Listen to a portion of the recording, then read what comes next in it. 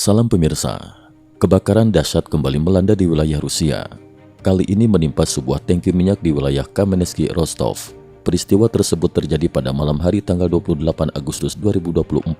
Disaksikan oleh banyak warga yang menyaksikan kobaran api besar yang tak terkendali hingga membara sampai pagi hari berikutnya. Asap hitam yang mengepul dari lokasi kebakaran terlihat mengerikan, dengan jarak pandang yang terbatas bagi warga yang melintas menggunakan kendaraan di dekat lokasi.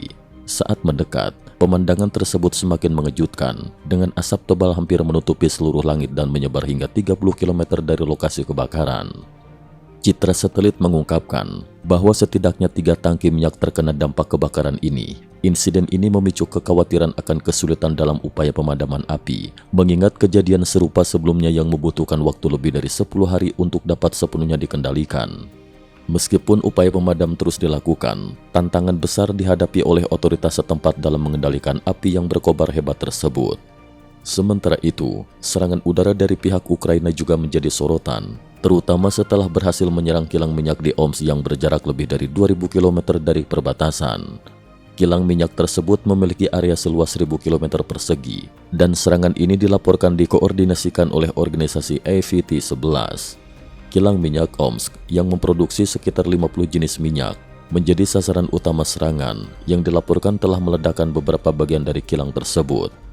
Serangan ini tidak hanya merusak infrastruktur energi Rusia, tetapi juga memberikan pukulan telak terhadap sumber pendapatan negara tersebut. Selain itu, wilayah Ryazan di Rusia juga mengalami insiden serupa dengan terlihatnya asap tebal dari sebuah pembangkit listrik. Meski lokasi ini tidak berada di dekat perbatasan, melainkan sekitar 234 km tenggara Moskow, namun insiden tersebut menambah daftar panjang peristiwa yang mengancam stabilitas energi di Rusia.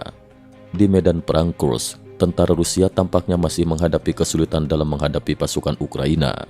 Meskipun sempat melakukan serangan skala kecil terhadap posisi batalion ke-225 Ukraina, gerakan mereka berhasil dideteksi dan dipukul mundur oleh pasukan Ukraina. Ukraina juga mengklaim telah menghancurkan sistem perang elektronik Rusia, Sapphire di wilayah tersebut. Sementara itu di Soledar, keluhan dari warga terhadap Presiden Putin semakin meningkat. Warga yang menyaksikan kehancuran akibat perang mengucapkan terima kasih kepada tentara Ukraina yang mereka anggap telah membebaskan mereka dari cengkeraman kekuasaan Putin.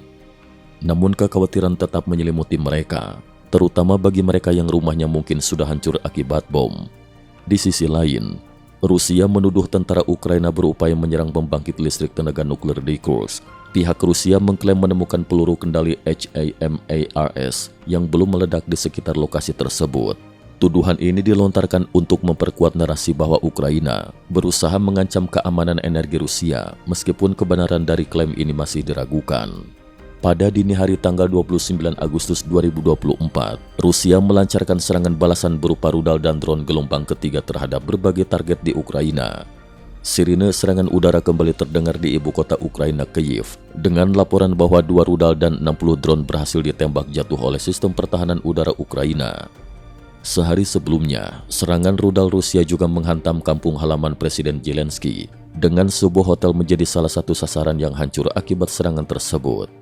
Merespon serangan tersebut, Presiden Ukraina Volodymyr Zelensky kembali menyerukan kepada Barat agar mencabut pembatasan penggunaan senjata jarak jauh, khususnya sistem rudal taktis darat dengan jangkauan hingga 300 km.